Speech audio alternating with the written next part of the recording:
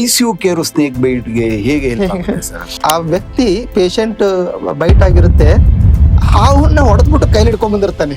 ಕೆಲವು ಡಯಾಲಿಸಿಸ್ ಪೇಷಂಟ್ಗಳನ್ನ ನೀವು ICU ಮಾಡ್ತೀರಾ? ಆ ವ್ಯಕ್ತಿ ಒಂದು ಕಾಂಪ್ಲಿಕೇಶನ್ ಸ್ಟೇಜ್ ಅಲ್ಲಿ ಹೋಗಿರ್ತಾರೆ. ಈ ರೆಗ್ಯುಲರ್ ಡಯಾಲಿಸಿಸ್ ಮಾಡ್ತಾರೆ ವ್ಯಕ್ತಿ. ಏನಕ್ಕೆ ಸರ್ ICU ಅದು ಪಾಸಿಟಿವ್ ಪ್ರೆಷರ್ ಮತ್ತೆ ನೆಗೆಟಿವ್ ಪ್ರೆಷರ್? ಇವೆಲ್ಲ prevent infection control measures actually. ಅಥವಾ ಇನ್ಫೆಕ್ಟ್ ಆಗಿರುವಂತ ಪೇಷಂಟ್ ನ ಒಂದು ರೂಮ್ ಅಲ್ಲಿ ಇಟ್ಕೋಬೇಕಾಗತ್ತೆ. ಈಗ ರೀಸೆಂಟ್ ಆಗಿ ನಾವು ಬಹುಶಃ ಈ ಎಕ್ಮೋ ಅನ್ನೋದು ಎಷ್ಟು ವರ್ಷಗಳಿಂದ ಬಂದಿದೆ, ಅದರಿಂದ ಪೇಷಂಟ್ಗೆ ಬೆನಿಫಿಟ್ ಏನು ಸರ್? ಎಕ್ಮೋ ಅಂದ್ರೆ extra corporeal membrane oxygen therapy ಅಂತ. ಬ್ರೈನ್ ಡೆಡ್ ಕೇಸ್ಗಳನ್ನ ಆರ್ಗನ್ ಡೊನೇಷನ್ ಇರ್ತಾರೆ, ಪ್ರಾಣಕ್ಕೆ ತೊಂದರೆ ಇರುತ್ತೆ, ಆ ಸ್ಥಿತಿಯಿಂದ ಹೊರಗಡೆ ಬರೋ ಸಾಧ್ಯತೆ ಇಲ್ಲ ಅಂತ ಒಂದು ಗ್ರೂಪ್ ಆಫ್ ಡಾಕ್ಟರ್ಸ್ ಅದನ್ನ ಹೇಳಿರ್ತಾರೆ.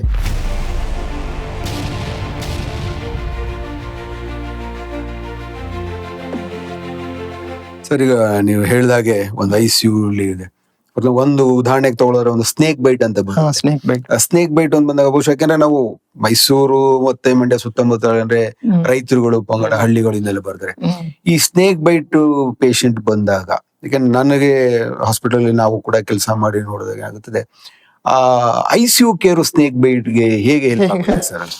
ಸ್ನೇಕ್ ಬೈಟ್ ಒಂದು ಹೇಳಲಿಕ್ಕೆ ಇಷ್ಟಪಡ್ತೀನಿ. ಎಷ್ಟೊಂದು ಪೇಷಂಟ್ ನೋಡ್ತೀವಿ, ಆ ವ್ಯಕ್ತಿ ಪೇಷಂಟ್ ಬೈಟ್ ಆಗಿರುತ್ತೆ, ಹಾವನ್ನ ಹೊಡೆದ್ಬಿಟ್ಟು ಕೈಲಿ ಹಿಡ್ಕೊಂಡ್ ಬಂದಿರ್ತಾನೆ. ನನಗೆ ಹಾವು ತರಕ್ ಹೋಗ್ಬೇಡಿ, ಅದು ಯಾವ ತರ, ಎರಡು ವಿಧದ ಹಾವುಗಳಿದೆ. ಒಂದು ನ್ಯೂರೋಟಾಕ್ಸಿಕ್ ಅಂತ, ಇನ್ನೊಂದು ಹಿಮೋಟಾಕ್ಸಿಕ್ ಅಂತ. ನ್ಯೂರೋಟಾಕ್ಸಿಕ್ ಅಂದ್ರೆ ನರಗಳಿಗೆ ತೊಂದರೆ ಮಾಡುವಂತದ್ದು. ಇಲ್ಲಿ ಚಾಮುಂಡಿ ಬೆಟ್ಟದಲ್ಲಿ ಇದೆ, ಎಷ್ಟೊಂದು ಪೇಷಂಟ್ ಬರ್ತಾರೆ. ತದನಂತರ ಈ ಹಿಮೋಟಾಕ್ಸಿಕ್ ಅಂದ್ರೆ ಕಾಲು ದಪ್ಪ ಆಗೋದು, ಅದು ಅಂದ್ರೆ ಕೊಳಕುಮಂಡಲ ಅಂತ ಹೇಳ್ಬೋದು, ಕೊಳಕುಮಂಡಲ. ಆಮೇಲೆ ಕಿಡ್ನಿ ತೊಂದರೆ ಆಗುತ್ತೆ, ಈ ತರ ಎಲ್ಲ ಇದೆ. ಆಮೇಲೆ ಇನ್ನೊಂದು ಏನಂತಂದ್ರೆ, ಆ ಯಾವ ಕಚ್ಚಿರೋ ಭಾಗಕ್ಕೆ ಬ್ಲೇಡ್ ಹಾಕಿ ಅದನ್ನ ತುಂಬಾ ದೊಡ್ಡದಾಗಿ ಗಾಯ ಮಾಡ್ಬಿಟ್ಟಿರ್ತಾರೆ. ನಾನು ಹೇಳ್ತಿದ್ದೀನಿ, 80% of the snakes non poisonous. 90% are non poisonous. 10-15% ಸ್ವಲ್ಪ ಪಾಯ್ಸನಸ್ ಇರುತ್ತೆ ಅಷ್ಟೇ. ಇನ್ನೂ ಒಂದ್ ಏನ್ ಮಾಡ್ತಾರೆ ಅಂದ್ರೆ, ಯಾವ ಭಾಗ ಕಚ್ಚಿರುತ್ತೋ, ಈ ಇಮೇಜ್ ಈ ಭಾಗ ಕಚ್ಚಿದ್ರೆ ದೊಡ್ಡದಾಗಿ ಕಟ್ಟಿಬಿಡ್ತಾರೆ, ಗಟ್ಟಿಯಾಗಿ ಕಟ್ಟಿರ್ತಾರೆ. ಆ ಪಾಯ್ಸನ್ ಮೇಲ್ಗಡೆ ಹೋಗ್ಬಾರ್ದು ಅಂತ. ಅದು ಇನ್ನೂ ಏನಾಗಿರುತ್ತೆ ಅಂದ್ರೆ, ರಕ್ತ ಚಲನೆ ಕೆಳಗಡೆ ಆಗಿರಂಗಿಲ್ಲ. ಆ ಕೈ ಡ್ಯಾಮೇಜ್ ಆಗಿರೋದು ಸ್ನೇಕ್ ಬೈಟ್ ಇಂದಲ್ಲ, ರಕ್ತ ಚಲನೆ ಆಗದೇನೆ ಕೈ ಗ್ಯಾಂಗ್ರೀನ್ ಹೋಗ್ಬಿಟ್ಟಿರುತ್ತೆ. ಈ ತರ ಎಲ್ಲ ಆಗಿದೆ. ಗ್ಯಾಂಗ್ರೀನ್ ಆಗಿ ನಮಗೆ ಪೇಷಂಟ್ ನ ಹೇಳ್ತಾ ಇರ್ತೀವಿ, ಹಾವು 80% ಅದು ಪಾಯ್ಸನಸ್ ಅಲ್ಲ, ನಾನ್ ಪಾಯ್ಸನಸ್ ಇರುತ್ತೆ. 15% 20% ಮಾತ್ರ. ಈ ತರ ಮಾಡಬಾರ್ದು ಅಂತ ಈ ಒಂದು ಅವೇರ್ನೆಸ್ ಹೋಗ್ಬೇಕು. ಎಷ್ಟೊಂದ್ ಜನ ಇತ್ತೀಚೆಗೆ ಮೊನ್ನೆ ಈ ತರ ಒಬ್ರು ಯಾರು ಚೆನ್ನಾಗಿ ಬ್ಲೇಡ್ ಅಲ್ಲೇ ಹರಿದ್ಬಿಟ್ಟು ಆಮೇಲೆ ತುಂಬಾ ಕಟ್ಟಿಯಾಗಿ ಕಟ್ಕೊಂಡ್ ಬಂದ್ರು, ಬ್ಲಡ್ ಸರ್ಕ್ಯುಲೇಷನ್ ಇರ್ಲಿಲ್ಲ. ಲಕ್ಕಿಲಿ ರೈಟ್ ಟೈಮ್ ಬಂದ್ರು, ನಾವು ಇಮಿಡಿಯೇಟ್ ಆಗಿ ಅದು ರಿಲೀಸ್ ಮಾಡಿ ಸರ್ಕ್ಯುಲೇಷನ್ ಚೆನ್ನಾಗಾಯ್ತು. ಸ್ನೇಕ್ ಬೈಟ್ ನ ಐಸೋಲಿ ಯಾಕೆ ಇಟ್ಕೊಳ್ತೀವಿ ಅಂತ, ಆಂಟಿ ಸ್ನೇಕ್ ವೆನಮ್ ಅಂತ ಇದೆ. ಆಂಟಿ ಸ್ನೇಕ್ ವೆನಮ್ ಅಂದ್ರೆ, ನಮ್ಮಲ್ಲಿ ಒಂದು 4 ತರದ ಒಂದು ಪಾಯ್ಸನ್, ಸ್ನೇಕ್ ಬೈಟ್ ಅಲ್ಲಿ 4 ತರದ ಒಂದು ಪಾಯ್ಸನ್ ತರ ಇರುತ್ತೆ. ಆ ಒಂದನ್ನ ಒಂದು ಆಂಟಿ ಸ್ನೇಕ್ ವೆನಮ್ ವೈಲ್ ಅಲ್ಲಿ ಅದನ್ನ ಹಾಕಿರ್ತಾರೆ. ಈಗ ಸ್ನೇಕ್ ಬೈಟ್ ಕಚ್ಚಿದಾಗ ಆ ಪಾಯ್ಸನ್ ನ ಇದು ನ್ಯೂಟ್ರಲೈಸ್ ಮಾಡುತ್ತೆ, ಆಂಟಿಡೋಟ್ ತರ ನ್ಯೂಟ್ರಲೈಸ್ ಮಾಡುತ್ತೆ. ಇದನ್ನ ನಾವು ಆ ಕೆಲವು ವ್ಯಕ್ತಿ ಕೊಡ್ಬೇಕಾಗತ್ತೆ. ನಾ ಹೇಳಿದಾಗೆ 100 ಜನಕ್ಕೆ ಸ್ನೇಕ್ ಬೈಟ್ ಆಯ್ತು ಅಂದ್ರೆ 15 ಜನದಿಂದ 20 ಜನಕ್ಕೆ ಮಾತ್ರ ಅದು ಬೇಕಾಗುತ್ತೆ. ಅದನ್ನ ಹೇಗೆ ಕಂಡುಹಿಡಿಯೋದು? ಅದಕ್ಕೆ ನಾವ್ ಏನ್ ಮಾಡ್ತೀವಿ ಅಂದ್ರೆ, ಆ ಒಂದು ಕಚ್ಚಿರೋ ಭಾಗವನ್ನ ಅಬ್ಸರ್ವ್ ಮಾಡ್ತಾ ಇರ್ತೀವಿ. ಇನ್ನೊಂದು ಹೋಲ್ ಬ್ಲಡ್ ಕ್ಲಾಟಿಂಗ್ ಟೈಮ್ ಅಂತ ಮಾಡ್ತೀವಿ. ಬ್ಲಡ್ ಕ್ಲಾಟ್ ಆಗ್ತಿದೆಯಲ್ಲ ಅಂತ ನೋಡ್ತೀವಿ. ಬ್ಲಡ್ ಕ್ಲಾಟ್ 20 ನಿಮಿಷದ ಮೇಲೆ ಆಗ್ಲಿಲ್ಲ ಅಂತಂದ್ರೆ ಅವರಿಗೆ ಆಂಟಿ ಸ್ನೇಕ್ ವೆನಮ್ ಕೊಡ್ಬೇಕಾಗತ್ತೆ. ನಾನು ಅದು ಕೊಡ್ಲಿಲ್ಲ ಅಂತಂದ್ರೆ ಏನಾಗುತ್ತೆ, ಆ ಪಾಯ್ಸನ್ ಬ್ಲಡ್ ಅಲ್ಲಿ ಹೋಗ್ಬಿಟ್ಟು ಮೇನ್ಲಿ ಕಿಡ್ನಿ ಫೇಲ್ಯೂರ್ ಮಾಡುತ್ತೆ.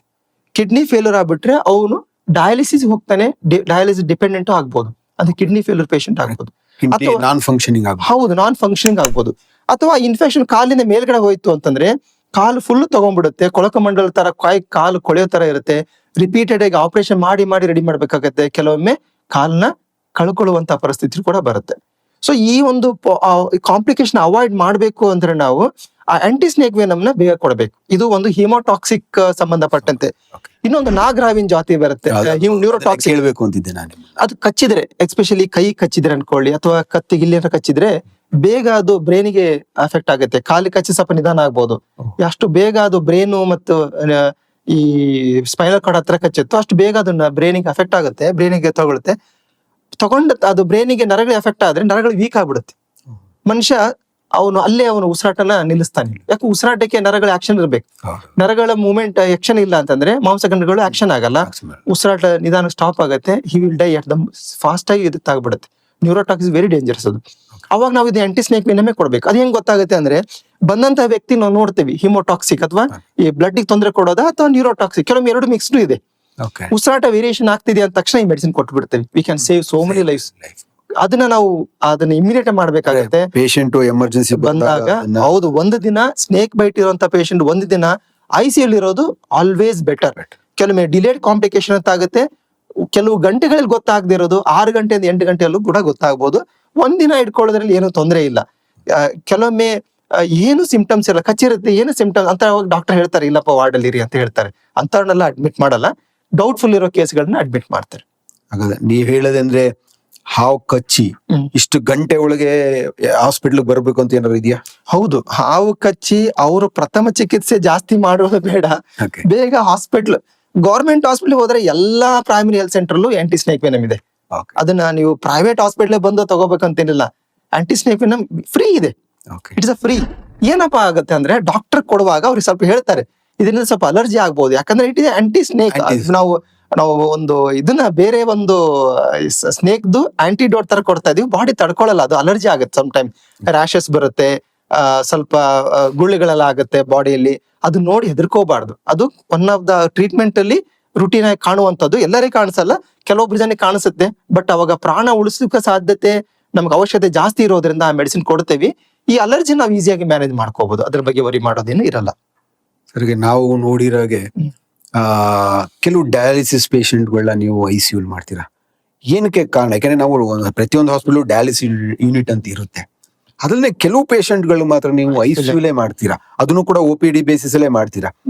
ಕಾರಣ ಏನು ಅದು ICU ಡಯಾಲಿಸಿಸ್ ಮಾಡೋದು? ಡಯಾಲಿಸಿಸ್ ಅಲ್ಲಿ ICU ಬಂದಾಗ ನಾವು ಯಾಕಪ್ಪ ಡಯಾಲಿಸಿಸ್ ಮಾಡ್ತೀವಿ ಅಂತಂದ್ರೆ, ಆ ವ್ಯಕ್ತಿ ಒಂದು ಕಾಂಪ್ಲಿಕೇಶನ್ ಸ್ಟೇಜ್ ಅಲ್ಲಿ ಹೋಗಿರ್ತಾರೆ. ಈ ರೆಗ್ಯುಲರ್ ಡಯಾಲಿಸಿಸ್ ಮಾಡ್ತಾರೆ ವ್ಯಕ್ತಿ ನೀರಿಷ್ಟೇ ಕುಡಿಬೇಕು ಅಂತ ಇರುತ್ತೆ, ಅಥವಾ ಇದೇ ಆಹಾರ ತಗೋಬೇಕಂತ ಇರುತ್ತೆ. ಅವ್ರು ಅದನ್ನ ಪತ್ತೆ ಮಾಡಲ್ಲ, ತುಂಬಾ ನೀರು ಕುಡಿತಾರೆ. ಆ ನೀರು ಮೂತ್ರದಲ್ಲಿ ಹೋಗಲ್ಲ, ಮೂತ್ರ ಸ್ಟಾಪ್ ಆಗಿರುತ್ತೆ, ಅವಾಗ ಲಂಗ್ಸ್ ಅಲ್ಲಿ ನೀರು ತುಂಬಿಕೊಳ್ಳುತ್ತೆ. ಅವಾಗ ಎಮರ್ಜೆನ್ಸಿ ಆಗಿ ಅವರು ICU ಬರ್ತಾರೆ. ಅವಾಗ ನಾವ್ ಏನ್ ಮಾಡ್ತೀವಿ, ಹಿಮೋ ಡಯಾಲಿಸಿಸ್ ಅಂತ ಮಾಡ್ತೀವಿ. ಅಂದ್ರೆ ನೆಕ್ಸ್ಟ್ 2 ಮತ್ತು 3 ಗಂಟೆ ಅಥವಾ 4 ಗಂಟೆ ಒಳಗಡೆ ಆ ಫ್ಲೂಯಿಡ್ ನಾವು ಡಯಾಲಿಸಿಸ್ ಮೂಲಕ ತೆಗಿತೀವಿ, ಹಿಮೋ ಡಯಾಲಿಸಿಸ್ ಮೂಲಕ ತೆಗಿತೀವಿ. ಇಷ್ಟು ಫಾಸ್ಟ್ ಆಗಿ ನಾವು 2 ಲೀಟರ್ 3 ಲೀಟರ್ ಫ್ಲೂಯಿಡ್ ತೆಗೆಯುವಾಗ BP ಕಮ್ಮಿ ಆಗುವ ಸಾಧ್ಯತೆ ಇರುತ್ತೆ, ಕ್ರಾಶ್ ಆಗುತ್ತೆ. ಅದಕ್ಕೋಸ್ಕರ ಅವರು ನಾವು ಎಮರ್ಜೆನ್ಸಿಯಲ್ಲಿ ICU ಮ್ಯಾನೇಜ್ ಮಾಡ್ತೀವಿ.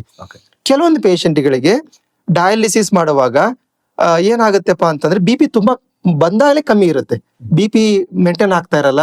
ಅದಕ್ಕೆ ನಾವು BP ಸಪೋರ್ಟಿಂಗ್ ಮೆಡಿಸಿನ್ ಅಂತ 1 2 3 4 ಈ ತರ ಮೆಡಿಸಿನ್ ಹಾಕೊಂಡಿರ್ತೀವಿ. ಅಂತ ಪೇಷಂಟ್ಗೆ ಹಿಮೋಡಯಾಲಿಸಿಸ್ ಮಾಡ್ಲಿಕ್ಕೆ ಆಗಲ್ಲ, ಯಾಕಂದ್ರೆ ಅಷ್ಟು ಫ್ಲೂಯಿಡ್ ತೆಗೆದ್ಬಿಟ್ರೆ ಮುಂಚೆನೆ BP ಇರಲ್ಲ, ಅವನು ಕ್ರಾಶ್ ಆಗಿ ಡೆತ್ ಆಗೋ ಸಾಧ್ಯತೆ ಜಾಸ್ತಿ ಇರುತ್ತೆ. ಇವಾಗ ಹೊಸ ಟೆಕ್ನಾಲಜಿ ಪ್ರಕಾರ ಸ್ಲೆಡ್ ಅಂತ ಇದೆ, ಇದು ಜನಗಳಿಗೆ ಗೊತ್ತಿರಬೇಕು. ಸ್ಲೋ ಎಫಿಷಿಯನ್ಸಿ ಹಿಮೋಡಯಾಲಿಸಿಸ್ ಅಂತ ಸ್ಲೆಡ್ ಅಂತಂದೇಳಿ. ಇನ್ನೊಂದು CRRT ಅಂತ, ಕಂಟಿನ್ಯೂಸ್ ರೀನಲ್ ರಿಪ್ಲೇಸ್ಮೆಂಟ್ ಥೆರಪಿ ಅಂತ. ಈ ಒಂದು ಟೆಕ್ನಾಲಜಿಯಿಂದ CRRT ಅಂತಂದ್ರೆ ಅದು ನಾವು 20 ಗಂಟೆ 24 ಗಂಟೆ ಕಂಟಿನ್ಯೂಸ್ ಆಗಿ ಡಯಾಲಿಸಿಸ್ ಮಾಡಬಹುದು. ಸ್ಲೆಡ್ ಅಂತಂದ್ರೆ ಅದನ್ನ 8 ಗಂಟೆ 10 ಗಂಟೆವರೆಗೂ ಡಯಾಲಿಸಿಸ್ ಮಾಡಬಹುದು. ಅಂದ್ರೆ 2 ಅವರ್ ಅಲ್ಲಿ ಮಾಡುವಂತ ಕೆಲಸವನ್ನ 6 ರಿಂದ 8 ಗಂಟೆ ಈ ಸ್ಲೆಡ್ ಮೂಲಕ, ಇನ್ನೊಂದು 24 ಗಂಟೆ CRRT ಮೂಲಕ ಮಾಡೋದ್ರಿಂದ BP ಏರುಪೇರು ಆಗದೆ ನೋಡ್ಕೋಬಹುದು. ಈ ಟೆಕ್ನಾಲಜಿ ಎಲ್ಲಾ ಕಡೆ ಇದೆ, ಮೈಸೂರಲ್ಲಿ ಎಲ್ಲಾ ಕಡೆ ನೀವು ಸ್ಲೆಡ್ ಇದೆ, ಅದನ್ನ ಯೂಸ್ ಮಾಡ್ಕೋಬಹುದು. ಡಾಕ್ಟರ್ಸ್ ಹೇಳ್ತಾ ಇರ್ತಾರೆ. ಇವಾಗ ಏನಾಗುತ್ತೆ ಅಂತಂದ್ರೆ, ಈ ಒಂದು ಡಾಕ್ಟರ್ ಬಗ್ಗೆ ಹೇಳ್ತೀನಿ, ನಾವು ಇಷ್ಟೆಲ್ಲ ನಾವು ಅಟೆಂಡರ್ಗೆ ನಾವು ಹೇಳ್ತಿರುವಾಗ ಆ ವ್ಯಕ್ತಿ ಏನ್ ಯೋಚನೆ ಮಾಡ್ತಿರ್ತಾರೆ ಅಂದ್ರೆ, ಈ ಡಾಕ್ಟರ್ ಕರೆಕ್ಟ್ ಆಗಿ ಹೇಳ್ತಿದಾರೆ ಇಲ್ವೋ, ಆ ಕನ್ಫ್ಯೂಷನ್ ಇರುತ್ತೆ. ನಾನು ಯಾರಿಗ್ ಫೋನ್ ಮಾಡಿ ಇವ್ರು ಕನ್ಫರ್ಮ್ ಮಾಡ್ಕೊಳ್ಳಿ ಇವ್ರು ಕರೆಕ್ಟ್ ಆಗಿ ಹೇಳ್ತಿದಾರೆ ಇಲ್ವೋ ಅಂತ, ಅದು ತೆರೆಯಲ್ಲಿ ಓಡ್ತಾ ಇರತ್ತೆ ಹೊರತು ಡಾಕ್ಟರ್ ಎದುರುಗಡೆ ಹೇಳ್ತಾ ಇರ್ತಾರೆ, ಗಮನ ಹರಿಸಲ್ಲ. ನಾ ಎದುರುಗಡೆ ಏನ್ ಹೇಳಂತಂದ್ರೆ, ಒಬ್ಬ ವ್ಯಕ್ತಿಗೆ ಎದುರುಗಡೆನೆ ಒಬ್ಬ ದೇವರ ತರ ಹೇಳ್ತಾ ಇದಾರೆ, ನೋಡಪ್ಪ ಹಿಂಗಿದೆ, ಇಷ್ಟು ಮಾಡ್ಬೇಕಂತ. ಅವನಿಗೆ ಅದ್ರ ಮೇಲೆ ನಂಬಿಕೆ ಇರಲ್ಲ. ಏನ್ ಮಾಡ್ತಾರೆ, ಇನ್ನೊಬ್ಬ ದೇವ್ರು ಹುಡುಕ್ತಿರ್ತಾನೆ, ಅಲ್ಲಿ ಬೆಂಗಳೂರು ಡಾಕ್ಟರ್ ಇದಾರೆ ಅಂತ ಬೆಂಗಳೂರಿಗೆ ಫೋನ್ ಮಾಡ್ತಾರೆ. ಅವ್ರ ಪೇಷಂಟ್ ನೋಡಿರಂಗಿಲ್ಲ, ನೋಡಪ್ಪ ಹಿಂಗಿರುತ್ತೆ ಅವರು ಹೇಳ್ತಾರೆ, ಮತ್ತೆ ಕನ್ಫ್ಯೂಷನ್ ಆಗ್ಬಿಡುತ್ತೆ ಅವರಿಗೆ. ನಾನ್ ಹೇಳ್ತಿರೋದೇನಂದ್ರೆ, ಒಬ್ಬ ಡಾಕ್ಟರ್ ಆ ವ್ಯಕ್ತಿಗೆ ಹೇಳ್ತಿರುವಾಗ ಅದನ್ನ ಗಮನವಿಟ್ಟು ಕೇಳಿ. ಫಸ್ಟ್ ನಿಮಗಿಲ್ಲ ಅಂದ್ರೆ 2 ಸಲ ಕೇಳಿ, 3 ಸಲ ಕೇಳಿ. ಅದ್ರಲ್ಲೂ ಅವಾಗ ನೀವು 2 ಸೆಕೆಂಡ್ ಒಪಿನಿಯನ್ ಅಂತ ಹೋಗಿ ಅದು ಕರೆಕ್ಟ್ ಇದೆಯಾ ಅಂತ ಕೇಳ್ಕೊಳ್ಳಿ, ಅದು ಮಾಡೋದು ಬೆಟರ್. ಎಷ್ಟೊಂದು ನೀವು ಡಯಾಲಿಸಿಸ್ ಬಗ್ಗೆ ಹೇಳಿರೋದು ಈ ಮಾತು ಹೇಳಕ್ ಇಷ್ಟಪಡ್ತೀನಿ. ಎಷ್ಟೊಂದ್ ಜನ ಈ ನೋವಿನ ಇಂಜೆಕ್ಷನ್ಸ್ ಗಳನ್ನ ತಾವೇ ತಗೊಂಡ್ಬಿಡ್ತಾರೆ, ಪೇನ್ ಕಿಲ್ಲರ್ಸ್, ಟ್ಯಾಬ್ಲೆಟ್ಸ್, ಡೈಕ್ಲೋಫಿನಾಕ್ ಅಂತ ಬರುತ್ತೆ, ತುಂಬಾ ಬರುತ್ತೆ ಟ್ಯಾಬ್ಲೆಟ್ಸ್ ಗೆಲ್ಲ. ತುಂಬಾ ಟ್ಯಾಬ್ಲೆಟ್ ತಗೊಳ್ತಾರೆ. ಟ್ಯಾಬ್ಲೆಟ್ ತಗೊಂಡು ಈಗ ಕಾಲ್ ನೋವು ತುಂಬಾ ಕಾಮನ್, ಓಲ್ಡ್ ಇರ್ಲಿ ಕಾಲ್ ನೋವು, ಎಲ್ಲರಿಗೂ ಅದು ಆಗಲ್ಲ. ಕೆಲವೊಬ್ಬರಿಗೆ ಈಗ ಜೆನೆಟಿಕ್ ಸಸೆಪ್ಟಿಬಿಲಿಟಿ ಅಂತ ಹೇಳ್ತಿದ್ದಾರೆ. ಒಂದೇ ಒಂದು ಇಂಜೆಕ್ಷನ್ ಇಂದ ಕೂಡ ಕಿಡ್ನಿ ಫೇಲ್ಯೂರ್ ಆಗ್ಬೋದು ಅಂತ ಆ ಲೆವೆಲ್ ಬಂದ್ಬಿಟ್ಟಿದೆ ಇವಾಗ. They are identifying genetic susceptibility of the renal failure because of drugs, ಅದನ್ನ ಕಂಡುಹಿಡಿತಾ ಇದ್ದಾರೆ. ಸೊ ಈ ತರ ಇರುವಾಗ, ಇಷ್ಟು ಸೂಕ್ಷ್ಮತೆ ಇರುವಾಗ, ನಾವು ಅದೊಂದು ಡಯಾಲಿಸಿಸ್ಗೆ ಹೋಗದಿರಾಗ ನೋಡ್ಕೊಳ್ಳೋದು ಒಂದು ಇಂಪಾರ್ಟೆಂಟ್. ಡಯಾಲಿಸಿಸ್ ಬಂದಾಗ ಎಮರ್ಜೆನ್ಸಿ ಡಯಾಲಿಸಿಸ್ ಅಂದ್ರೆ ಎಮರ್ಜೆನ್ಸಿ ಅಂತಾನೆ, ಅದನ್ನ ನಮಗೆ ಅದಕ್ಕೆ ಬೇರೆ ಆಪ್ಷನ್ ಇಲ್ಲ. ಅಲ್ಲಿ ನೀವು ಡಾಕ್ಟರ್ಸಿಗೆ ವೇಟ್ ಮಾಡಕ್ ಹೇಳ್ಬಾರ್ದು. ಎಮರ್ಜೆನ್ಸಿ ಅಂದಾಗ ಅದು ಲೈಫ್ ಸೇವಿಂಗ್ ಮೆಜರ್ಸ್. ಅದು ನಾವು ಅವ್ರಿಗೆ ಕೇಳ್ತೀವಿ, ಇವ್ರ ಡೇಟ್ ಮಾಡಿದಾಗ ಉಸಿರಾಟ ತೊಂದರೆ ಆಗೋ ಸಾಧ್ಯತೆ ಇರುತ್ತೆ, ಜೀವಕ್ಕಪ್ಪ ಆಗಿರುತ್ತೆ. ಇದು ನಾವು ಕ್ರಿಟಿಕಲ್ ಕೇಸ್ ಸ್ಪೆಷಲಿಸ್ಟ್ ಡಯಾಲಿಸಿಸ್ ಅಂತ ಹೇಳಿದಾಗ ಅವ್ರು ಎಮರ್ಜೆನ್ಸಿಯಾಗಿ ಹೇಳ್ತಿದಾರೆ ಹೊರತು ಲೈಫ್ ಲಾಂಗ್ ಡಯಾಲಿಸಿಸ್ ಬಗ್ಗೆ ಮಾತಾಡ್ತಾ ಇಲ್ಲ ಅವರು. ಎಲೆಕ್ಟಿವ್ ಡಯಾಲಿಸಿಸ್ ಅದು ನಿಮ್ಗೆ ನೆಫ್ರಾಲಜಿಸ್ಟ್ ಹೇಳ್ತಾರೆ, ಕಿಡ್ನಿ ಡಾಕ್ಟರ್ ಅದ್ರ ಬಗ್ಗೆ ಬೇಕೋ ಬೇಡ ಅಂತ ಹೇಳಿದ್ರೆ. ಎಮರ್ಜೆನ್ಸಿಯಾಗಿ ICU ಸ್ಪೆಷಲಿಸ್ಟ್ ಹೇಳ್ತಾ ಇರೋದು ಇವತ್ತಿನ ಮಟ್ಟಿಗೆ ಬೇಕು, ನಾಳೆ ಬೇಕಾದ್ರೆ ಬೇಕಾಗ್ಬೋದು, ಅಥವಾ ಈ ಪ್ರಾಬ್ಲಮ್ ಕ್ಲಿಯರ್ ಆಗೋವರೆಗೂ ಬೇಕಾಗ್ಬೋದು ಅಂತ. ನೀವು ಅದನಂತರ ಅವ್ರು ಏನ್ ಮಾಡ್ತಾರೆ, ಡಯಾಲಿಸಿಸ್ ಅಂತ ಲೈಫ್ ಲಾಂಗ್ ಡಯಾಲಿಸಿಸ್ ಬೇಕು, ಇವತ್ತು ಬೇಡ ಡಯಾಲಿಸಿಸ್ ಸ್ಟಾಪ್ ಮಾಡ್ಬಿಡೋಣ ಅಂತ ಫಸ್ಟ್ ಡಯಾಲಿಸಿಸ್ ಸ್ಟಾಪ್ ಮಾಡ್ಬಿಡ್ತಾರೆ. ಅದು ಕಷ್ಟ ಕೊಡುತ್ತೆ. ಇದು ಜನಕ್ಕೆ ಅರ್ಥ ಆಗ್ಬೇಕು. ಸರಿ, ನಾವು ಅದೇ ICU ಬಗ್ಗೆ ಹೇಳ್ತಾ ಇದ್ದ. ICU ಅಲ್ಲಿ ನೋಡಿದೀವಿ ಪಾಸಿಟಿವ್ ಪ್ರೆಷರ್ ಮತ್ತೆ ನೆಗೆಟಿವ್ ಪ್ರೆಷರ್ ಇದೆ. ಯಾಕಂದ್ರೆ ICU ಅಲ್ಲಿ ಅದು ಒಂದು ಬಹಳ ಇಂಪಾರ್ಟೆಂಟ್ ಭಾಗ. ಏನಕ್ಕೆ ಸರ್ ICU ಅಲ್ಲಿ ಅದು ಪಾಸಿಟಿವ್ ಪ್ರೆಷರ್ ಮತ್ತೆ ನೆಗೆಟಿವ್ ಪ್ರೆಷರ್ ಅಂತ? ಇವೆಲ್ಲ prevent infection control measures. Actually ಕೆಲವೊಂದು ಪೇಷಂಟ್ ನ ಏನ್ ಮಾಡ್ತೀವಿ ಅಂತಂದ್ರೆ, ಈ ಒಂದು ಪೇಷಂಟ್ಗೆ ಇನ್ಫೆಕ್ಷನ್ ಇತ್ತು ಅಂದ್ರೆ, ಈಗ TB ಪೇಷಂಟ್ ಅಂದ್ಕೊಳ್ಳಿ, ಅಥವಾ ಇನ್ಫೆಕ್ಟ್ ಆಗಿರುವಂತ ಪೇಷಂಟ್ ನ ಒಂದು ರೂಮ್ ಅಲ್ಲಿ ಇಟ್ಕೋಬೇಕಾಗತ್ತೆ. ಇನ್ನೊಂದು ಪೇಷಂಟ್ ಚೆನ್ನಾಗಿರೋ ಪೇಷಂಟ್, ಎಕ್ಸಾಂಪಲ್ ಕ್ಯಾನ್ಸರ್ ಪೇಷಂಟ್ ಅಂತ ಅನ್ಕೊಳ್ಳಿ. ಈಗ ಕೋವಿಡ್ ಪೇಷಂಟ್ ಅಂದಾಗ ನಾವೇನು ಒಂದು ವ್ಯಕ್ತಿ ಇನ್ನೊಬ್ಬ ವ್ಯಕ್ತಿಗೆ ಅದು ಬರ್ಬೋದು ಅಂತ ಹೇಳಿ ಮಾಡ್ತಿದ್ವಿ, ನಾವು ಬೇರೆ ರೂಮ್ ಅಲ್ಲಿ ಪ್ರೆಷರ್ ಅಡ್ಜಸ್ಟ್ ಮಾಡಿ ಇಡ್ತಾ ಇದ್ವಿ. ಅದೇ ಪೇಷಂಟ್ ನ ಇನ್ನೊಂದು ಪೇಷಂಟ್ ಕ್ಯಾನ್ಸರ್ ಪೇಷಂಟ್ ಆಗಿರ್ಬೋದು, ಅಥವಾ ಟ್ರಾನ್ಸ್ಪ್ಲಾಂಟ್ ಆಗಿರುವಂತ ಪೇಷಂಟ್ ಆಗಿರ್ಬೋದು, ಅವ್ರಿಗೆ ಇನ್ಫೆಕ್ಷನ್ ಬರಬಾರ್ದು ಅಂತ ಅವ್ರನ್ನ ಬೇರೆ ಸಪರೇಟ್ ಮಾಡ್ತೀವಿ. ಇದು ಏನ್ ಮಾಡ್ತೀವಿ ಅಂತಂದ್ರೆ, ನಾವು ಇನ್ಫೆಕ್ಷನ್ ಪ್ರಿವೆನ್ಷನ್ ಮೆಜರ್ಸ್ ಅಲ್ಲಿ ನೆಗೆಟಿವ್ ಪ್ರೆಷರ್ ರೂಮ್ ಅಂತ, ಪಾಸಿಟಿವ್ ಪ್ರೆಷರ್ ರೂಮ್ ಅಂತ ಯೂಸ್ ಮಾಡ್ತೀವಿ. ಈಗ ಯಾರಿಗೆ ಪ್ರೆಷರ್ ಇನ್ಫೆಕ್ಷನ್ ಆಗ್ಬಾರ್ದು, ಇವರಿಗೆ ಇನ್ಫೆಕ್ಷನ್ ಆಗ್ಬಾರ್ದು ಅನ್ನೋರ್ನ ಬೇರೆ ಕಡೆ ಇಟ್ಕೊಳ್ತೀವಿ, ಅಥವಾ ಇವರಿಂದ ಇನ್ನೊಬ್ರಿಗೆ ಇನ್ಫೆಕ್ಷನ್ ಆಗುತ್ತೆ ಅನ್ನೋರ್ನ ಬೇರೆ ಕಡೆ ಇಟ್ಕೊಳ್ತೀವಿ. ಕೋವಿಡ್ ಅಲ್ಲಿ ನಾವು ತುಂಬಾ ಈ ತರ ನೆಗೆಟಿವ್ ಪ್ರೆಷರ್ ಎಲ್ಲ ತುಂಬಾ ನೋಡಿದ್ವಿ. ಹಾಗಾದ್ರೆ ನೀವು ಹೇಳೋ ಪ್ರಕಾರ ಈ ಪಾಸಿಟಿವ್ ನೆಗೆಟಿವ್ ಪ್ರೆಷರ್ ಅನ್ನೋದು ಇನ್ಫೆಕ್ಷನ್ ಒಬ್ಬರಿಂದ ಒಬ್ಬರಿಗೆ ಹರಡೋಕೋಸ್ಕರ ಅವಾಯ್ಡ್ ಮಾಡಕ್ ಹೌದು. ಇನ್ಫೆಕ್ಷನ್ ಕಂಟ್ರೋಲ್ ಮೆಜರ್ಸ್ ಇವಾಗ ಈಚ್ ICU ಅದು ಬೇಕಾಗುತ್ತೆ. ಈಗ positive pressure room and negative pressure room ಅಂತ ಬೇಕಾಗುತ್ತೆ. ಇವೆಲ್ಲ ಇದು ಇರೋದ್ರಿಂದ ನಿಮಗೆ ಖರ್ಚು ಕೂಡ ಆಡ್ ಆಗ್ತಾ ಇರುತ್ತೆ ಅಲ್ಲಿ. ಯಾಕಂದ್ರೆ HEPA ಫಿಲ್ಟರ್ ಅಂತ ಯೂಸ್ ಮಾಡ್ತಾರೆ. ಈಗ ಒಂದು ಕೋವಿಡ್ ಅಂತಂದ್ರೆ ಆ ವ್ಯಕ್ತಿಯಿಂದ ಬಂದಂತ ಇನ್ಫೆಕ್ಷನ್ ಆಯ್ತು, ಅಥವಾ TB ಅನ್ಕೊಳ್ಳಿ, ಅದನ್ನ ಅವ್ರು ಏನ್ ಮಾಡ್ಬೋದು, ಡೈರೆಕ್ಟ್ ಆಗಿ ನಾವು ಏರಿಗೆ ಬಿಡಕ್ ಆಗಲ್ಲ ಅದನ್ನ ಆ ರೂಮ್ ಇಂದ. ಅದನ್ನ ಅವರು ನ್ಯೂಟ್ರಲೈಸ್ ಮಾಡ್ಬೇಕು. ಅಲ್ಲಿ HEPA ಫಿಲ್ಟರ್ ಅಂತ ಬರುತ್ತೆ. ಆ HEPA ಫಿಲ್ಟರ್ ಅಂತ ಅದನ್ನ ಎಲ್ಲ ಏನ್ ಮಾಡುತ್ತೆ, ಅದು ಫಿಲ್ಟರ್ ಮಾಡುತ್ತೆ, ಆ ವೈರಸ್ನೆಲ್ಲ ಫಿಲ್ಟರ್ ಮಾಡಿ ಒಳ್ಳೆ ಗಾಳಿನ ಮಾತ್ರ ಹೊರಗೆ ಬಿಡುತ್ತೆ. ಈ ತರ ಸಿಸ್ಟಮ್ ಇರುತ್ತೆ ಆ ರೂಮ್ ಅಲ್ಲಿ. ಅಷ್ಟು ಕ್ವಾಲಿಟಿ ಫಿಲ್ಟರ್ಸ್ ಹಾಕ್ಬೇಕಂದ್ರೆ ಅಷ್ಟೇ ಖರ್ಚು ಕೂಡ ಜಾಸ್ತಿ ಇರುತ್ತೆ ಅಲ್ಲಿ. ಸರ್, ಈಗ ನಾವು ICU ಬಗ್ಗೆ ಈಗ ನಾವು ಮಾತಾಡಿದ್ರೆ, ಈಗ ನಿಮ್ಮ 20 ವರ್ಷ ಅನುಭವದಲ್ಲಿ ನ್ಯೂ ಟೆಕ್ನಾಲಜಿ, ಅಂದ್ರೆ ಪ್ರತಿ ವರ್ಷನೂ ಕೂಡ ನಿಮ್ಗೆ ICUಗೆ ಏನ್ ಎಕ್ವಿಪ್ಮೆಂಟ್ಸ್ ಹೇಳ್ತೀವಿ ಅದು ಹೊಸ ಟೆಕ್ನಾಲಜಿಗಳು ಬರ್ತಾ ಇದೆ. ಈಗ ರೀಸೆಂಟ್ ಆಗಿ ನಾವು ಬಹುಶಃ ಈ ECMO ಅನ್ನೋದು ಎಷ್ಟು ವರ್ಷಗಳಿಂದ ಬಂದಿದೆ, ಅದರಿಂದ ಪೇಷಂಟ್ಗೆ ಬೆನಿಫಿಟ್ ಏನು ಸರ್ ಅದರಿಂದ? ತುಂಬಾ ಇಂಪಾರ್ಟೆಂಟ್ ಕ್ವಶನ್ ಇದು. ಎಕ್ಮೋ ಅಂದ್ರೆ extra corporeal membrane oxygen therapy ಅಂತ.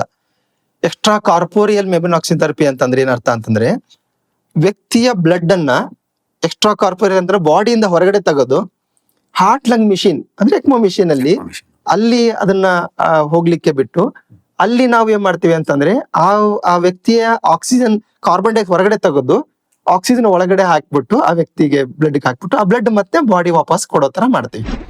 ಸೊ ಇದನ್ನ ಎಲ್ಲಿ ಯೂಸ್ ಮಾಡ್ತೀವಿ ಅಂತಂದ್ರೆ, ಯಾವ ವ್ಯಕ್ತಿ ಎಕ್ಸಾಂಪಲ್ ಉಸಿರಾಟಕ್ಕೆ ತೊಂದರೆ ಇದೆ, ವೆಂಟಿಲೇಟರ್ ಇದ್ದಾರೆ, ವೆಂಟಿಲೇಟರ್ ಹಾಕಿದ ಮೇಲೂ ಕೂಡ ಅವ್ರ ಆಕ್ಸಿಜನ್ ಮೇಂಟೈನ್ ಆಗ್ತಾ ಇಲ್ಲ, ಲಂಗ್ಸ್ ಅಷ್ಟೊಂದು ಡ್ಯಾಮೇಜ್ ಆಗ್ಬಿಟ್ಟಿದೆ, ಅಂತ ವ್ಯಕ್ತಿಗೆ ಬೇರೆ ಆಪ್ಷನ್ ಇಲ್ಲ, ನಾವು ಅವ್ರಿಗೆ ಎಕ್ಮೋ ಹಾಕ್ಬೇಕಾಗತ್ತೆ. ಎಕ್ಮೋ ಅಂದಾಗ ನಾವ್ ಏನ್ ಮಾಡ್ತೀವಿ, ಒಂದು ದೊಡ್ಡ ಲೈನ್ ಹಾಕೊಳ್ತೇವೆ ಇಲ್ಲಿ, ಡ್ರೈನಿಂಗ್ ಕ್ಯಾನುಲಾ ಅಂತ, ಇನ್ನೊಂದು 2 ಕ್ಯಾನುಲಾ ಹಾಕ್ತಿವಿ. 2 ಕ್ಯಾನುಲಾದಲ್ಲಿ ಏನ್ ಮಾಡ್ತೀವಿ, ಒಂದು ಕ್ಯಾನುಲ ಇಂದ ಬ್ಲಡ್ ನ ಡ್ರೈನ್ ಮಾಡ್ಬಿಟ್ಟು ಅದು ಎಕ್ಮೋ ಮೆಷಿನ್ ಗೆ ಒಳಗಡೆ ಹೋಗಾಗಿ ಅಲ್ಲಿ ಒಂದು ಆಕ್ಸಿನೇಟರ್ ಅಂತ ಇರುತ್ತೆ. ಆಕ್ಸಿನೇಟರ್ ಏನ್ ಮಾಡುತ್ತೆ, ಅಲ್ಲಿ ಆಕ್ಸಿಜನ್ ವ್ಯಕ್ತಿ ಆ ಬ್ಲಡ್ ಗೆ ಆಕ್ಸಿಜನ್ ಕೊಟ್ಬಿಟ್ಟು ಆ ಬಾಡಿಯಿಂದ ಕಾರ್ಬನ್ ಡೈಆಕ್ಸೈಡ್ ತೆಗೆಯುತ್ತೆ. ಅಂದ್ರೆ ಏನು ಲಂಗ್ಸ್ ಏನ್ ಕೆಲಸ ಮಾಡುತ್ತೋ ಆಕ್ಸಿನೇಟರ್ ಅದು ಮಾಡುತ್ತೆ ಅಲ್ಲಿ. ಆಮೇಲೆ ಶುದ್ಧವಾಗಿರುವಂತ ಬ್ಲಡ್ ಮತ್ತೆ ವಾಪಸ್ ನಾವು ಇನ್ನೊಂದು ಕ್ಯಾನುಲಾ ಮೂಲಕ ವ್ಯಕ್ತಿಯ ವ್ಯಕ್ತಿಗೆ ಅದನ್ನ ದೇಹಕ್ಕೆ ಕಳಿಸ್ತೇವೆ. ಸೊ ಇದು ಯಾವ ವ್ಯಕ್ತಿಗೆ ಲಂಗ್ಸ್ ಕೆಲಸ ಮಾಡ್ತಾನೆ ಇಲ್ಲ ಅಂತ ಅದಕ್ಕೆ ಇದು ಬೇಕು. ಇನ್ನೊಂದು ಅಂತಂದ್ರೆ, ಕೆಲವೊಮ್ಮೆ ಹಾರ್ಟ್ ಕೆಲಸ ಮಾಡ್ತಾ ಇರಲ್ಲ, ಹಾರ್ಟ್ ಪಂಪ್ ಮಾಡ್ತಾ ಇರಲ್ಲ.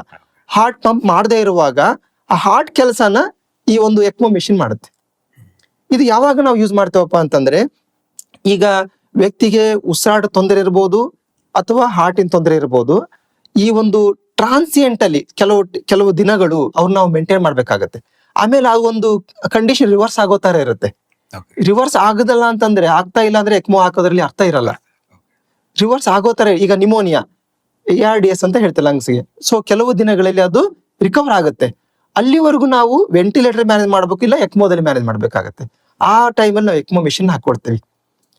ಹಾರ್ಟು ಅಷ್ಟೇ, ಹಾರ್ಟ್ ನೆಕ್ಸ್ಟ್ ಸ್ವಲ್ಪ ದಿನಗಳಲ್ಲಿ ರಿಕವರ್ ಆಗೋ ಸಾಧ್ಯತೆ ಇರುತ್ತೆ. ಈ ಎಕ್ಸಾಂಪಲ್, ಈಗ ಪ್ರೆಗ್ನೆನ್ಸಿಯಲ್ಲಿ ಎಷ್ಟೊಂದ್ ಕಡೆ ಪೋಸ್ಟ್ ಪಾರ್ಟಮ್ ಕಾರ್ಡಿಯೋಮಯೋಪತಿ ಅಂತ ಆಗುತ್ತೆ. ಅಂದ್ರೆ ಹಾರ್ಟ್ ಕೆಲವು ದಿನಗಳಲ್ಲಿ, ತಿಂಗಳಲ್ಲಿ ರಿಕವರ್ ಆಗೋ ತರ ಇದೆ ಅದು. ಬಟ್ ಅಲ್ಲಿವರೆಗೂ ನಾವು ಮೇಂಟೈನ್ ಮಾಡ್ಬೇಕು. ಮೇಂಟೈನ್ ಮಾಡುವಾಗ ನಾವ್ ಮಾಡ್ತೀವಿ, ಈ ಒಂದು ಎಕ್ಮೋ ಮೆಷಿನ್ ಅಳವಡಿಸ್ತೀವಿ. ಅಲ್ಲಿವರೆಗೂ ಅವ್ರನ್ನ ಅದರಲ್ಲೇ ಏನು ಬ್ಲಡ್ ಸರ್ಕ್ಯುಲೇಷನ್ ಅಲ್ಲಿ ನಡೀತಾ ಇರುತ್ತೆ. ಒಂದ್ಸಲ ಹಾರ್ಟ್ ಇಂಪ್ರೂವ್ ಆದ್ಮೇಲೆ ಅದನ್ನ ನಿಧಾನವಾಗಿ ನಾವು ವೀನ್ ಮಾಡ್ತೀವಿ. ಇದು ಹಾರ್ಟ್ ಲಂಗ್ ಮೆಷಿನ್ ಅಥವಾ ಎಕ್ಮೋ ಮೆಷಿನ್. Artificial mechanism. ಹೌದು, ಇದು ಆರ್ಟಿಫಿಷಿಯಲ್ ಅಂದ್ರೆ ಇಷ್ಟು ಟೆಕ್ನಾಲಜಿ ಇಂಪ್ರೂವ್ ಆಗಿದೆ ಅಂತ. ನಾವು ಈಗ ಎಕ್ಮೋ ಮೆಷಿನ್ ಬಗ್ಗೆ ತುಂಬಾ ಅವೇರ್ನೆಸ್ ಬೇಕು ಇವಾಗ. ಮುಂಚೆ ಬರೀ ನಮಗೆ ಏನಾಗ್ತಾ ಇತ್ತು ಅಂತಂದ್ರೆ, ಬೆಂಗಳೂರಿಗೆ ಕಳಿಸ್ತಾ ಇದ್ವಿ ಒಂದು ಪೇಷಂಟ್. ಇಮ್ಯಾಜಿನ್ ಮಾಡಿ, ಆಕ್ಸಿಜನ್ ಕೂಡ ವೆಂಟಿಲೇಟರ್ ಮ್ಯಾನೇಜ್ ಆಗ್ತಾ ಇಲ್ಲ, ಕೋವಿಡ್ ಪೇಷಂಟ್ ಅನ್ಕೊಳ್ಳಿ. ಅವ್ರನ್ನ ಬೆಂಗಳೂರು ಶಿಫ್ಟ್ ಮಾಡ್ಬೇಕಾದ್ರೆ ಎಷ್ಟು ಕಷ್ಟ. ಆನ್ ದಿ ವೇನೆ ಎಷ್ಟೊಂದು ಪೇಷಂಟ್ ಡೆತ್ ಆಗ್ತಾ ಇತ್ತು. ಆಮೇಲೆ ನಾವು ಏನ್ ಮಾಡ್ತಾ ಇದ್ವಿ, ಏರ್ ಅಲ್ಲಿ ಹೆಲಿಕಾಪ್ಟರ್ ಎಲ್ಲ ರೆಡಿ ಮಾಡ್ಕೊಂಡು ಏರ್ ಲಿಫ್ಟ್ ಮಾಡ್ತಾ ಇದ್ವಿ. ಅಲ್ಲೂ ಕೂಡ ಡೆತ್, ಅಲ್ಲಿ ಹೋಗೋದ್ರೊಳಗೆ ಡೆತ್ ಆಗ್ತಾ ಇತ್ತು. ಯಾಕಂದ್ರೆ ಶಿಫ್ಟ್ ಮಾಡೋದಷ್ಟು ಈಸಿ ಇಲ್ಲ. ಯಾವ ವ್ಯಕ್ತಿಗೆ BP ಡೌನ್ ಇದೆ, ಆಕ್ಸಿಜನ್ ಡೌನ್ ಇದೆ, ಅವ್ರನ್ನ ಶಿಫ್ಟ್ ಮಾಡೋದಷ್ಟು ಈಸಿ ಇರಲ್ಲ. ಅವಾಗ ಏನ್ ಮಾಡ್ತಾ ಇದ್ವಿ ಅಂದ್ರೆ, ನಾವು ಎಕ್ಮೋನ್ ಇಲ್ಲೇ ಹಾಕ್ಬಿಟ್ಟು ಶಿಫ್ಟ್ ಮಾಡ್ತಾ ಇದ್ವಿ. ಅದನ್ನು ಮಾಡಿದೀವಿ. ಇವಾಗ ಏನ್ ಮಾಡ್ತಿದೀವಿ ಅಂದ್ರೆ, ನಮ್ಮಲ್ಲೇ ಎಕ್ಮೋ ಇಟ್ಕೊಂಡಿದೀವಿ. ಈಗ ಯಾವುದೇ ವ್ಯಕ್ತಿಗೆ ಅದರ ಅವಶ್ಯಕತೆ ಇದೆ ಅಂತಂದ್ರೆ, ಅಂದ್ರೆ ಉಸಿರಾಟ ತೊಂದರೆ ಇರ್ಬೋದು, ಹಾರ್ಟ್ ಪ್ರಾಬ್ಲಮ್ ಆಗಿರ್ಬೋದು, ಎಸ್ಪೆಷಲಿ ಕಾರ್ಡಿಯಾಕ್ ಅರೆಸ್ಟ್ ಆಯ್ತು ಅನ್ಕೊಳ್ಳಿ. ಹಾರ್ಟ್ ಸಡನ್ ಆಗಿ, ಇವಾಗ ಯಂಗ್ ಪೀಪಲ್ ಈಗ ಸಡನ್ ಆಗಿ ಕಾರ್ಡಿಯಾಕ್ ಅರೆಸ್ಟ್ ಆಗ್ತಾ ಇದೆ. 25 ವರ್ಷ, 27 ವರ್ಷ, 30 ವರ್ಷಗೆಲ್ಲ ಹಾರ್ಟ್ ಅಟ್ಯಾಕ್ ಆಗೋದು, ಕಾರ್ಡಿಯಾಕ್ ಅರೆಸ್ಟ್ ಆಗೋದು ತುಂಬಾ ಕಾಮನ್ ಆಗ್ಬಿಟ್ಟಿದೆ. ಅಂತ ವ್ಯಕ್ತಿಗೆ CPR ಮಾಡುವಾಗ ಅವ್ರೇನಾದ್ರೂ ಆ ಟೈಮ್ ಅಲ್ಲಿ ಎಕ್ಮೋ ಫೆಸಿಲಿಟಿ ಸಿಗೋ ತರ ಇತ್ತು ಅಂದ್ರೆ ಎಕ್ಮೋ ಅಳವಡಿಸ್ಕೋಬಹುದು. ಅದಕ್ಕೆ ಈ ಎಕ್ಮೋ ಅಂತ ಕರಿತೇವೆ ನಾವು, ಈ CPR ಅಂತ ಕರಿತೇವಿ, ಈ CPR ಅಂತ ಕರಿತೇವಿ. ಅಂದ್ರೆ ಅಷ್ಟು ಟೆಕ್ನಾಲಜಿ ಇಂಪ್ರೂವ್ ಆಗಿದೆ. ವಿದಿನ್ ಒಂದು ಇರುವಂತ 25-35 ನಿಮಿಷದಲ್ಲಿ ಎಕ್ಮೋ ಹಾಕ್ಬಿಟ್ಟು ಹಾರ್ಟ್ ರಿಕವರ್ ಆಗೋವರೆಗೂ ಎಕ್ಮೋದಲ್ಲಿ. ಇಲ್ಲೂ ಕೂಡ ನಾವು ಎಷ್ಟೊಂದು ಪೇಷಂಟ್ಗೆ ಎಕ್ಮೋ ಹಾಕಿದ್ವಿ. ನಮ್ದೇ ಆದ ಒಂದು ಎಕ್ಮೋ ಮೆಷಿನ್ ಇದೆ, ಒಂದು ಮಿಡಿತಾ ಲೈಫ್ ಕೇರ್ ಅಂತ ಒಂದು ಇದರಲ್ಲಿ ಎಷ್ಟೊಂದು ಜನಕ್ಕೆ ಯಾರಿಗೆ ಎಕ್ಮೋ ಬೇಕಾಗಿದೆಯೋ ಅವ್ರಿಗೆ ಹೋಗಿ ನಾವು ಅವ್ರನ್ನ ಕೊಡ್ತೀವಿ. ಅವರೇ ಅದನ್ನ ಎಕ್ಮೋ ಹಾಕ್ಬೋದು. ಇಲ್ಲ ಅಂತಂದ್ರೆ ನಮ್ ಟೀಮ್ ಇರುತ್ತೆ, ಅದರಲ್ಲಿ ಕಾರ್ಡಿಯಾಲಿಸ್ಟ್ ಇದಾರೆ, ಕಾರ್ಡಿಯೋಥೊರಾಸಿಕ್ ಸರ್ಜನ್ ಇದಾರೆ, ಇಂಟೆನ್ಸಿವಿಸ್ಟ್ ಇದಾರೆ, ಅನಸ್ಥಿಶಿಯಾಲಿಸ್ಟ್ ಇದಾರೆ.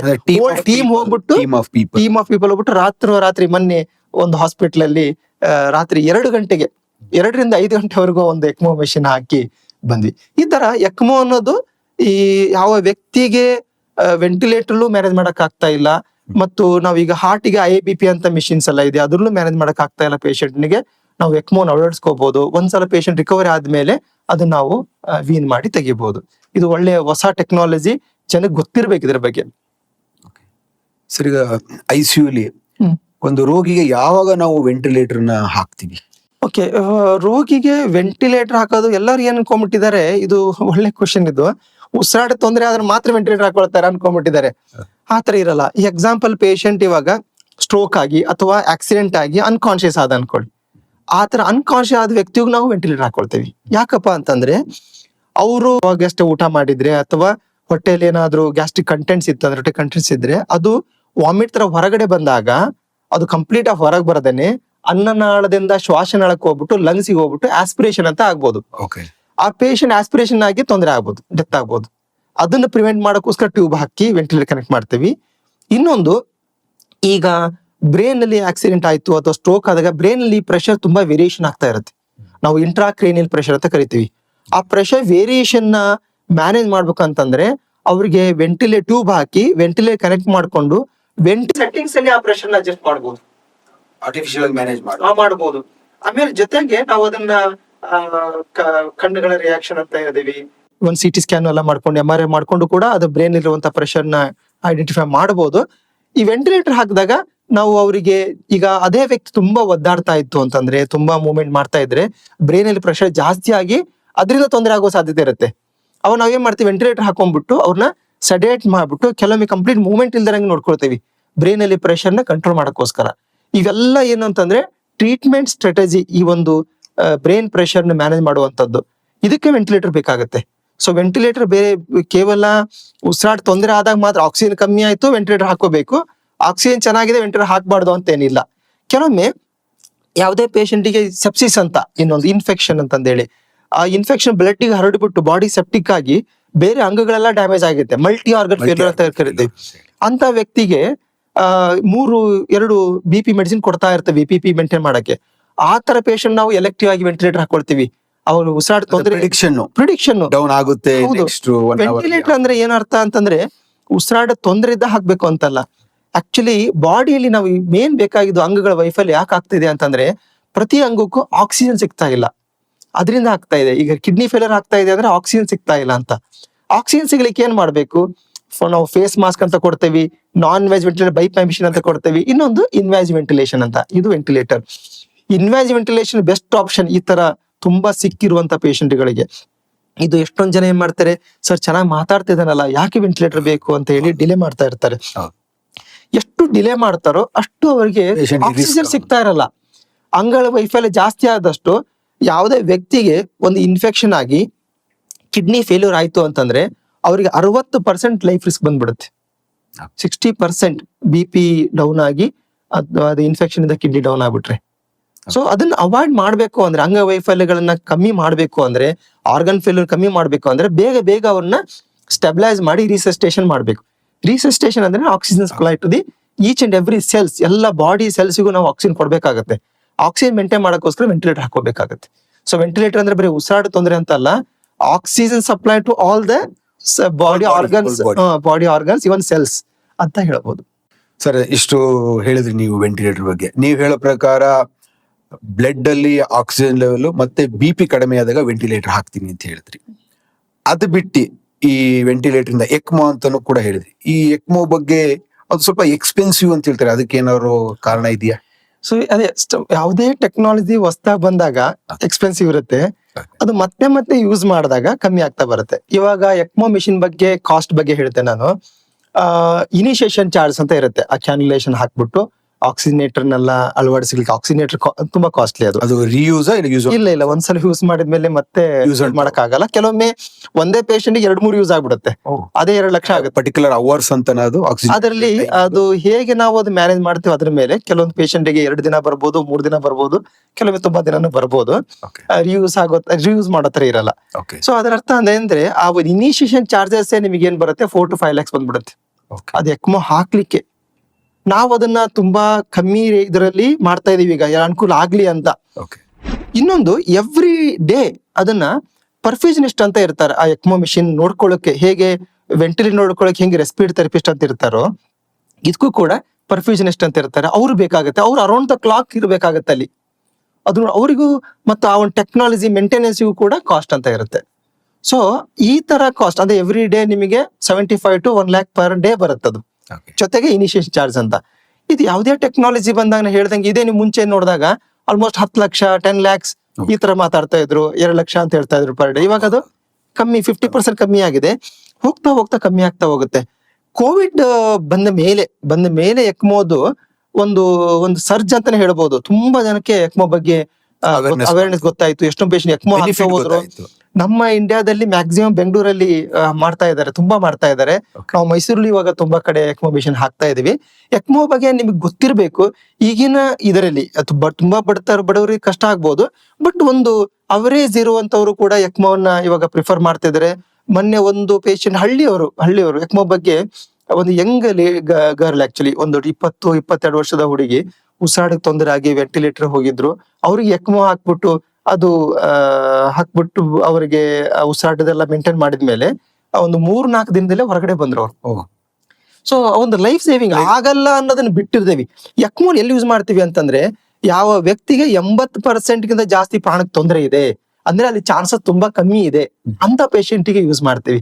ಅಂದ್ರೆ ಇಲ್ಲಿ ನಿಮಗೆ ಅನ್ಬೋದು, ಮುಂಚೆ ಎಲ್ಲ 50 ಬದುಕ್ತಾ ಇದ್ರು, 50 ಹೋಗ್ತಾ ಇದ್ರು, ಯಾಕೆ ಹಾಕೋದು ಅಂತ ಹೇಳ್ತಾ ಇದ್ರು. ಬಟ್ ಇವಾಗ ಒಳ್ಳೆ ಟೆಕ್ನಾಲಜಿಯಿಂದ ಎಷ್ಟು ಸರ್ವೈವಲ್ ಬೆನಿಫಿಟ್ ಇದೆ ಅಂತಂದ್ರೆ, ನಾವು ಹಾಕಿದವರೆಲ್ಲ ಚೆನ್ನಾಗಿ ರೆಡಿ ಆಗ್ತಾ ಇದಾರೆ, ಇಂಪ್ರೂವ್ಮೆಂಟ್ ಆಗ್ತಾ ಇದಾರೆ. ಸ್ವಲ್ಪ ದುಡ್ಡಿಂದು ಅವಾಗ ಬೇಕಾಗುತ್ತೆ, ಅವಶ್ಯಕತೆ ಇರುತ್ತೆ. ಹೆಲ್ತ್ ಇನ್ಶೂರೆನ್ಸ್ ಮಾಡ್ಕೋಬೇಕು. ಅದಕ್ಕೋಸ್ಕರ ಹೇಳ್ತಾ ಇದ್ದೀನಿ, ಎಲ್ಲಾ ಜನತೆ ಹೆಲ್ತ್ ಇನ್ಶೂರೆನ್ಸ್ ಮಾಡ್ಕೋಬೇಕು. ಎಷ್ಟೊಂದ್ ಜನಕ್ಕೆ ಏನ್ ಅನ್ಕೊಳ್ತಾರೆ, ನಾ ಗೌರ್ಮೆಂಟ್ ಸರ್ವಿಸ್ ಅಲ್ಲಿ ಇದ್ದೀನಿ, ಗೌರ್ಮೆಂಟ್ ಇಂದ ಒಂದು ಏನೋ ಅಟ್ಯಾಚ್ಮೆಂಟ್ ಇರುತ್ತೆ ಅಂತ ಇನ್ಸೂರೆನ್ಸ್ ಅನ್ಕೊಳ್ತಾರೆ. ಅದ್ರ ಬದಲು ನೀವು ನಿಮ್ದೇ ಆದ ಒಂದು ಫ್ಯಾಮಿಲಿ ಇನ್ಸೂರೆನ್ಸ್ ಮಾಡ್ಕೊಂಡಾಗ ಈ ತರ ಎಲ್ಲಾ ಟೆಕ್ನಾಲಜಿನೂ ನೀವು ಈಸಿಯಾಗಿ ಮಾಡ್ಕೋಬಹುದು. ಎಲ್ಲದೂ ಇನ್ಸೂರೆನ್ಸ್ ಅಲ್ಲಿ ಬರುತ್ತೆ, ಅವು ಈಸಿ. ಯಾವುದೇ ಹಾಸ್ಪಿಟ್ಲ್ಗೂ ನೀವು ಯಾವುದೇ ಹಾಸ್ಪಿಟ್ಲ್ಗೆ ಹೋದ್ರು ಕೂಡ ಈ ಇನ್ಸೂರೆನ್ಸ್ ಇಂದ ನೀವು ಅದನ್ನ ಒಂದು ಏನು ಹೊಸ ಟೆಕ್ನಾಲಜಿ ಏನಿದೆಯೋ ಅದನ್ನ ಯೂಸ್ ಮಾಡ್ಕೊಂಡು ಇಂಪ್ರೂವ್ಮೆಂಟ್ ಪೇಷಂಟ್ ರಿಕವರಿ ಮಾಡ್ಕೋಬಹುದು.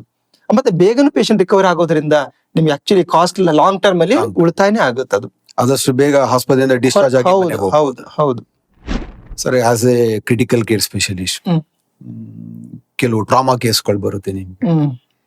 ಈಗ ಇತ್ತೀಚಿನ ದಿನಗಳಲ್ಲಿ ನೋಡ್ಬೋದು ನಾವು ಈ ಬ್ರೈನ್ ಡೆಡ್ ಕೇಸ್ಗಳನ್ನ organ donation as a specialist ಸೊಸೈಟಿಗೆ ನೀವು ಇದ್ರ ಬಗ್ಗೆ ಏನ್ ಹೇಳಕ್ ಇಷ್ಟಪಡ್ತೀರಿ?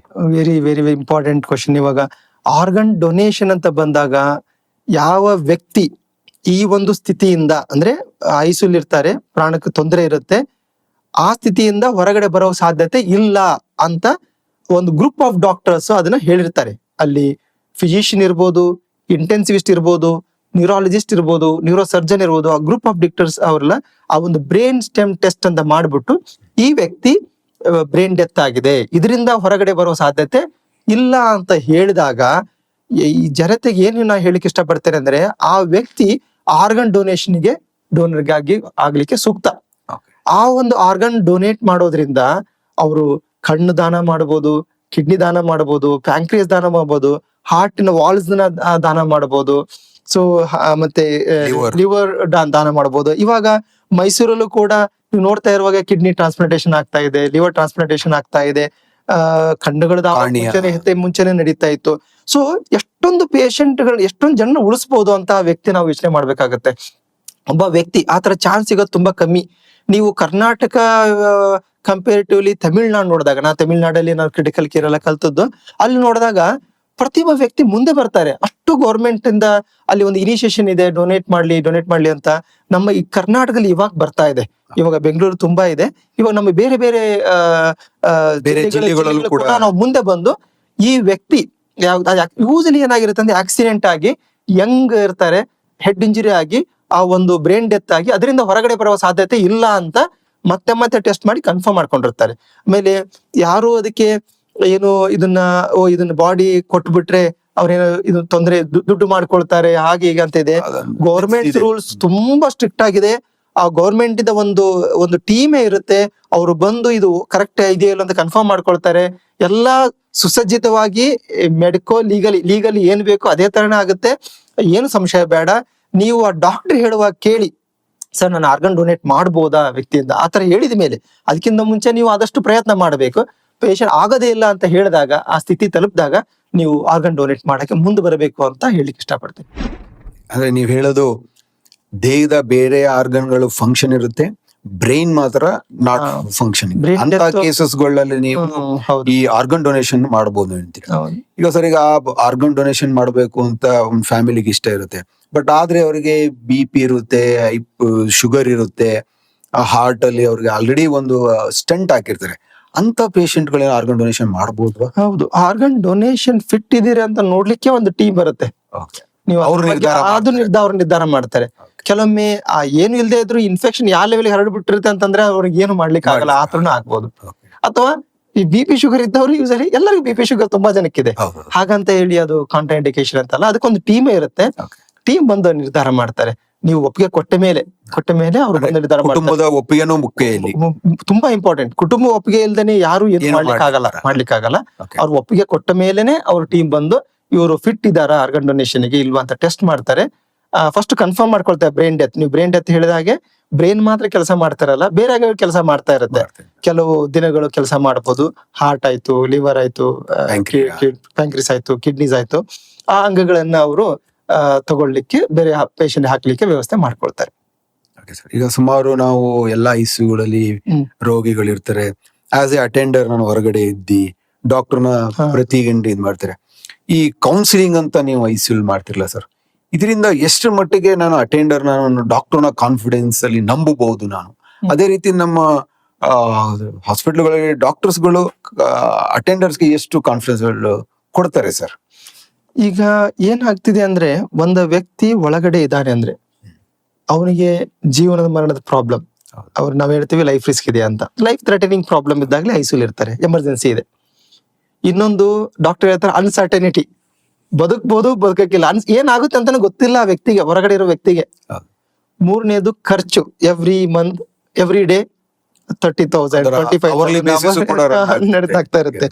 ಅವ್ರ ದುಡ್ಡು ಬೇರೆ ಕಟ್ಟಬೇಕು.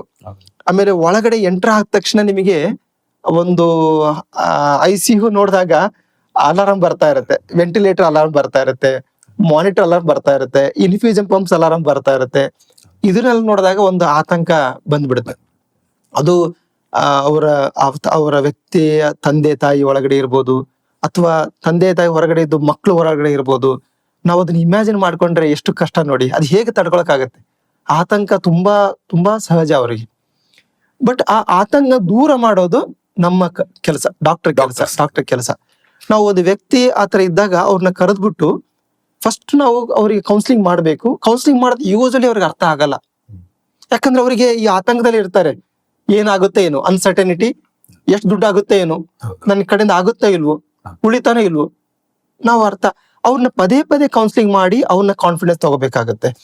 ಆ ವ್ಯಕ್ತಿ ಹೇಳುವ ಕ್ವಶನ್ಗಳಿಗೆ ಪ್ರತಿಯೊಂದು ಆನ್ಸರ್ ಮಾಡ್ಲಿಕ್ಕೆ ಪ್ರಯತ್ನ ಮಾಡಿ ಆ ಒಂದು ವ್ಯಕ್ತಿಯ ಕಾನ್ಫಿಡೆನ್ಸ್ ತಗೋಬೇಕಾಗತ್ತೆ. ಆ ವ್ಯಕ್ತಿ ಮತ್ತೆ ಅಟೆಂಡರ್ ಒಳಗಡೆ ಕರ್ಕೊಂಡ್ಬಿಟ್ಟು, ತಂದೆ ಆಗಿರ್ಬೋದು, ಒಳಗಡೆ ಕರ್ಕೊಂಡ್ಬಿಟ್ಟು ಎಲ್ಲ ಮಿಷಿನ್ ತೋರಿಸ್ಬೇಕು. ಇದು ವೆಂಟಿಲೇಟರು, ಇದು BP ಮೆಡಿಸಿನ್ ಕೊಡುವಂತ ಇನ್ಫ್ಯೂಷನ್ ಪಂಪು, ಇದರಿಂದ ಇದು ಕೆಲಸ ನಡೀತಾ ಇದೆ, ಇದರಿಂದ ಇಷ್ಟು ನಡೀತಾ ಇದೆ, BP ಮೇಂಟೈನ್ ಆಗಿದೆ, ಮೂತ್ರ ಮೇಂಟೈನ್ ಆಗಿದೆ, ನೋಡಿ ಎಚ್ಚರ ಇದ್ದಾರೆ, ಕಣ್ಣು ಬಿಡ್ತಾ ಇದ್ದಾರೆ. ಇದೆಲ್ಲ ತೋರಿಸಿದಾಗ ಹೌದಪ್ಪ ಚೆನ್ನಾಗಿದಾರ ಅಂತಂದ ಹೇಳಿ ಅವ್ರಿಗೆ ಕಾನ್ಫಿಡೆನ್ಸ್ ಬರುತ್ತೆ. ಕಾನ್ಫಿಡೆನ್ಸ್ ಬರೋವರೆಗೂ ಡಾಕ್ಟರ್ ಬಿಡಬಾರ್ದು ಅದನ್ನ. ವ್ಯಕ್ತಿ ಮುಖದಲ್ಲಿ ಮಾತಾಡ್ತಾ ಗೊತ್ತಾಗತ್ತೆ ಈ ವ್ಯಕ್ತಿಗೆ ನಮ್ಮ ಮೇಲೆ ಕಾನ್ಫಿಡೆನ್ಸ್ ಇದೆ ಇಲ್ವೋ ಅಂತ, ನಂಬಿಕೆ ಇದೆಯೋ ಇಲ್ಲೋ ಅಂತ. ಆ ಕಾನ್ಫಿಡೆನ್ಸ್ ತಗೋವರೆಗೂ ನಾವು ಸ್ವಲ್ಪ ಪ್ರಯತ್ನ ಮಾಡಬೇಕು, ಪದೇ ಪದೇ ಕೌನ್ಸಿಲಿಂಗ್ ಮಾಡಬೇಕು. ಒಬ್ಬ ಡಾಕ್ಟರ್ ಕೌನ್ಸಿಲಿಂಗ್ ಆಗದೆ ಇದ್ರೆ ಇನ್ನೊಂದು ಡಾಕ್ಟರ್ ಬಂದು ಕೌನ್ಸಿಲಿಂಗ್ ಮಾಡಬೇಕು. ಆಮೇಲೆ ಸ್ಪೆಷಲಿಸ್ಟ್ ಕೂಡ ಕೌನ್ಸಿಲಿಂಗ್ ಮಾಡಬೇಕು. ಈಗ ಬ್ರೈನ್ ಇದ್ರೆ ಬ್ರೈನ್ ಡಾಕ್ಟರ್ ಆಯ್ತು, ಕಾರ್ಡಿಯಾಕ್ ಹಾರ್ಟ್ ಡಾಕ್ಟರ್ ಆಯ್ತು, ಅವರು ಕೌನ್ಸಿಲಿಂಗ್ ಮಾಡಬೇಕು. ಈ ತರ ಎಲ್ಲರೂ ಕೌನ್ಸಿಲಿಂಗ್ ಮಾಡಿದಾಗ ಅವ್ರಿಗೆ ಒಂದು ಚೆನ್ನಾಗಿ ಟ್ರೀಟ್ಮೆಂಟ್ ನಡೀತಾ ಬರುತ್ತೆ. ನಾನು ಇಷ್ಟೆಲ್ಲ ಒಂದು ಒಳ್ಳೆಯ ಒಂದು ಹಾಸ್ಪಿಟಲ್ ಅಲ್ಲಿ ICU ಇದೇನಿ ಅನ್ನೋ ಒಂದು ನಂಬಿಕೆ ಬರುತ್ತೆ. ಅವರು ಕೂಡ ಆ ಒಂದು ಡಾಕ್ಟರ್ನ ನಂಬೇಕಾಗತ್ತೆ. ಪ್ರತಿ ಟೈಮ್ ನೀವು ಸಂಶಯದಿಂದ ಡಾಕ್ಟರ್ ನೋಡಿದಾಗ ಅಲ್ಲಿ ನಿಮಗೆ ಕಾನ್ಫಿಡೆನ್ಸ್ ಇರಲ್ಲ. ಈಗ ಎಕ್ಸಾಂಪಲ್ ಹೇಳ್ತೀನಿ, ನಾ ಹೇಳಿದ ಹಾಗೆ ನಾವು ಡಾಕ್ಟರ್ ಮಾತಾಡ್ತಿರುವಾಗ ಅವ್ರಿಗೆ ಒಂದು ಏನು ಯೋಚನೆ, ಈ ಡಾಕ್ಟರ್ ಕರೆಕ್ಟ್ ಆಗಿ ಮಾತಾಡ್ತಾ ಇದಾರಲ್ಲ ಅಂತ ಹೇಳಿ ಯಾವ ಡಾಕ್ಟರ್ ಕನ್ಫರ್ಮ್ ಮಾಡ್ಕೊಳ್ಳಿ ಅನ್ನೋ ಒಂದು ಸೆಕೆಂಡ್ ಥಾಟ್ ಅಲ್ಲೇ ಇರುವಾಗ ಅವಾಗ ಏನಾಗುತ್ತೆ, ಮುಂದ್ಗಡೆ ಎಷ್ಟು ಡಾಕ್ಟರ್ ಎಷ್ಟೇ ಹೇಳಿದ್ರು ಅವ್ರ ಅರ್ಥ ಆಗಲ್ಲ. ಅದನ್ನ ಒಂದ್ಸಲ ನೀವು ಹಾಸ್ಪಿಟ್ಲಿಗೆ ಹೋದಾಗ ಒಂದು ನಾನೇನ್ ಹೇಳ್ತೇನೆ ಅಂತಂದ್ರೆ, ಹಾಸ್ಪಿಟ್ಲ್ ಅಂತಂದ್ರೆ ಒಂದು ದೇವಸ್ಥಾನ ಅಂದ್ರೆ ICU ಗರ್ಭಗುಡಿ ಇದ್ದಾಗೆ. ಅದು ಎಲ್ಲರೂ ಬರಕ್ ಆಗಲ್ಲ ಒಳಗಡೆ, ಅಲ್ಲಿ ಅಷ್ಟು ಕೆಲಸ ಮಾಡ್ಬೇಕಾಗತ್ತೆ, ಅಷ್ಟು ಕೆಲಸ ಮಾಡಿ ಅವ್ರಿಗೆ ಹೇಳ್ಬೇಕಾಗತ್ತೆ. ಸೊ ಆ ನಂಬಿಕೆ ಬೇಕು. ನೀವು ದೇವಸ್ಥಾನಕ್ಕೆ ಹೋದಾಗ ನಂಬಿಕೆ ಮಾಡ್ಕೊಂಡು ಹೋಗ್ತೀರಾ, ಆ ನಂಬಿಕೆ ಇಲ್ಲಿ ಇರ್ಬೇಕು. ಆ ಡಾಕ್ಟರ್ ಇಂದ ಆಗುತ್ತೆ ಇಲ್ಲೋ ಸೆಕೆಂಡರಿ, ಬಟ್ ಅವ್ನ ಪ್ರಯತ್ನ ಅಂತೂ ಮಾಡ್ತಾನೆ. ಆ ಪ್ರಯತ್ನ ಮಾಡೋದಕ್ಕೆ ನಾವು ಮಾಡಿ ಸರ್ ನೋಡೋಣ ಅನ್ನೋ ಒಂದು ನೀವು ಹೇಳ್ಬಿಟ್ರೆ ಅವನಿಗೆ 100 ಬಲ ಬಂದಂಗೆ. ಏನು ಅಟೆಂಡರ್ ನಾನು ನಂಬ್ತಾ ಇದ್ದಾರೆ ಆ ತರ ನೀವು ಹೇಳ್ಬೇಕು. ಅದನ್ನ ನೀವು ಪ್ರತಿ ಟೈಮು ಸಸ್ಪಿಷನ್ ನೋಡಿದಾಗ ಅವ್ರು ಏನ್ ಹೇಳ್ತಾರೆ, ಇಲ್ಲಿ ನಿಮಗೆ ಕಷ್ಟ ಆದ್ರೆ ಬೇರೆ ಕಡೆ ಟ್ರೈ ಮಾಡ್ತೀರಾ ನೋಡಿ ಅಂತ ಸೆಕೆಂಡ್ ಆಪ್ಷನ್ ಅವರೇ ಕೊಟ್ಬಿಡ್ತಾರೆ. ಆ ತರ ಆಗುತ್ತೆ. ನಂಬಿ ಸೆಕೆಂಡ್ ಒಪಿನಿಯನ್ ತಗೊಳ್ಳಿ, ಬೇಕಾದ್ರೆ ಫಿಲಮ್ ತಗೊಂಡು ಬೇರೆ ಡಾಕ್ಟರ್ ತೋರಿಸ್ಕೊಂಡ್ ಬನ್ನಿ, ತೊಂದರೆ ಇಲ್ಲ. ಬಟ್ ನೀವು ಯಾಕೆ ಡಾಕ್ಟರ್ ಕಡೆ ಟ್ರೀಟ್ಮೆಂಟ್ ತಗೊಂತೀರೋ ಅಲ್ಲಿ ನಂಬಿಕೆ ಇರಲಿ. ಆಮೇಲೆ ಒಳಗಡೆ ಬಂದ ಮೇಲೆ ನೀವು ಅಟೆಂಡರ್ ಒಳಗಡೆ ಬಂದ ಮೇಲೆ ಒಂದು ಆತಂಕದ ಒಂದು ಭಯದ ಒಂದು ಮುಖದಲ್ಲಿ ಬರೋದು ಬೇಡ ಅಂತ. ಯಾಕಂದ್ರೆ ಆ ಪೇಷಂಟ್ ಆಲ್ರೆಡಿ ICU ಇರುವಾಗ ಎನ್ವೈರ್ಮೆಂಟ್ ಹೇಳಿದ್ನಲ್ಲ, ತುಂಬಾ ಒಂದು ಭಯದ ವಾತಾವರಣ ಇರುತ್ತಲ್ಲ, ಹೆದರಿಕೆ ಆಗುತ್ತೆ. ಫಸ್ಟ್ ಟೈಮ್ ಹೋದಾಗ ಹೆದರಿಕೆ ಆಗುತ್ತೆ. ನೆಕ್ಸ್ಟ್ 2ನೇ ದಿನ 3ನೇ ದಿನ ಅವ್ರು ಅಡ್ಜಸ್ಟ್ ಆಗ್ತಾ ಇರ್ತಾರೆ. 4ನೇ ದಿನಕ್ಕೆ ಆ ಪೇಷಂಟ್ ಕಾಮಿಡಿ ಮಾಡ್ತಾ ಇರ್ತಾರೆ ಬೇರೆ ಪೇಷಂಟ್ ಬಂದಾಗ, ಆ ಲೆವೆಲ್ಗೆ ಅದು ಅಡ್ಜಸ್ಟ್ ಆಗುತ್ತೆ. ಬಟ್ ಆ ಇನ್ನೊಬ್ಬ ಅಟೆಂಡರ್ ಬಂದಾಗ ಹೆದರ್ಸ್ಬಾರ್ದು. ಈಗ ಎಕ್ಸಾಂಪಲ್ ಯೂಸಲಿ ಪಾಯ್ಸನ್ ತಗೊಂಡು ಹುಡುಗರು ಬರ್ತಾರೆ, ಅಲ್ಲೇ ಹೇಳ್ತಾ ಇರ್ತಾರೆ ತಂದೆ ಯಾಕೆ ತಗೊಂಡದ್ದು, ನಿನಗೆ ನಾನೇನ್ ಕಮ್ಮಿ, ಅಲ್ಲಿ ಹೊಡ್ಲಿಕ್ಕೆ ಗಲಾಟೆ ಮಾಡಿ ಹಾಕ್ತಾರ ಮಾಡಿದಾಗ ಏನಾಗುತ್ತೆ, ಅವ್ನಿಗೆ ಇನ್ನೂ ಕಾನ್ಫಿಡೆನ್ಸ್ ಕಮ್ಮಿ ಆಗಿದೆ. ಯಾಕಂದ್ರೆ ಅವ್ನು ಕಾನ್ಫಿಡೆನ್ಸ್ ಕಮ್ಮಿ ಆಗಿ ಆ ಒಂದು ಪಾಯ್ಸನ್ ತಗೊಂಡಿರ್ತಾನೆ. ಆವಾಗ ನಾವು ಅವ್ರಿಗೆ ಏನು ಆಗಲ್ಲ, ನಾನು ಇದ್ದೀನಿ ಅಂತ ಒಂದು ಭರವಸೆ ಕೊಡಬೇಕು, ನಾ ಎಲ್ಲ ನೋಡ್ಕೊಳ್ತಿದ್ದೀನಿ ಅಂತ ಭರವಸೆ ಕೊಡಬೇಕು ಆ ವ್ಯಕ್ತಿಗೆ, ಪೇಷಂಟಿಗೆ. ಡಾಕ್ಟರ್ ಚೆನ್ನಾಗಿ ನೋಡ್ತಾ ಇದಾರೆ ಅಂತ ಒಂದು ಮಾತು ಹೇಳ್ಬೇಕು, ಅದು ಬೇಕಾಗತ್ತೆ. ICU ಚೆನ್ನಾಗಿದೆ, ಹಾಸ್ಪಿಟಲ್ ಚೆನ್ನಾಗಿದೆ, ಏನೇ ಇದ್ರು ನೋಡ್ಕೊಳ್ಳೋಣ ಅಂತ ಈ ತರ ಒಳ್ಳೆ ನಾವು ಮಾತು ಹೇಳಿದಾಗ ಅಲ್ಲಿ ನಮಗೆ ಒಂದು ಪಾಸಿಟಿವ್ ಎನರ್ಜಿ ಕ್ರಿಯೇಟ್ ಆಗುತ್ತೆ. ಆ ಪಾಸಿಟಿವ್ ಎನರ್ಜಿಯಿಂದ ನಾವು ಅದನ್ನ ನಿಧಾನವಾಗಿ ಆ ಪೇಷಂಟ್ ಒಂಥರ ಇದು ರೆಡಿ ಮಾಡ್ದಂಗೆ. ನೀವು ಮೆಕ್ಯಾನಿಕ್ ಹೋದಾಗ ಆ ಬಾಡಿ ಇದು ಈ ಒಂದು ಪಾರ್ಟ್ ಮಾಡ್ದಂಗೆ ರೆಡಿ ಮಾಡ್ದಂಗೆ ಇಲ್ಲಿ ಕಿಡ್ನಿ ಫೇಲ್ ರೆಡಿ ಮಾಡ್ಬೇಕು, ಲಿವರ್ ಫೇಲ್ ಅದನ್ನ ಮೆಡಿಸಿನ್ ಕೊಟ್ಟು ರೆಡಿ ಮಾಡ್ಬೇಕು, ಹಾರ್ಟ್ ಫೇಲ್ ಅಂದ್ರೆ ಟೇಕ್ಸ್ ಟೈಮ್. ಅದನ್ನ ನಿಧಾನವಾಗಿ ಬಿಲ್ಡ್ ಮಾಡಿ ರೆಡಿ ಮಾಡ್ಬೇಕಾಗತ್ತೆ. ಆ ತರ ಆಗುತ್ತೆ. ಕೆಲವೊಮ್ಮೆ ಆಗದೇನೆ ಇರ್ಬೋದು. ಅವಾಗ ಡಾಕ್ಟರ್ ಹೇಳ್ತಾರೆ ಇಷ್ಟೆಲ್ಲ ಪ್ರಯತ್ನ ಮಾಡಿದ್ಮೇಲೂ ಆಗಲ್ಲ ಅಂತ ಹೇಳಿದಾಗ ಅಕ್ಸೆಪ್ಟ್ ಮಾಡ್ಕೋಬೇಕಾಗತ್ತೆ. ಕೆಲವೊಮ್ಮೆ ಇಲ್ಲಪ್ಪ ಇಲ್ಲಿ ಫೆಸಿಲಿಟಿ ಇಲ್ಲ, ಬೇರೆ ಕಡೆ ಹೋಗಿ ಅಂತ ಹೇಳಿದಾಗ ನೀವು ನಿಮಗೆ ದುಡ್ಡಿನ ಶಕ್ತಿ ಇತ್ತು ಅಂದ್ರೆ ಬೇರೆ ಕಡೆ ಫೆಸಿಲಿಟಿ ಕೂಡ ತಗೋಬಹುದು, ಅದನ್ನ ಮಾಡಬಹುದು. So you should be open other than ಏನು ಮನದಲ್ಲೇ ಏನೋ ಇಟ್ಕೊಂಡು ಕೊರೋಕ್ಕಿಂತ ಓಪನ್ ಆಗಿ ಡಾಕ್ಟರ್ ಕಡೆ ಚರ್ಚೆ ಮಾಡೋದು ಸೂಕ್ತ.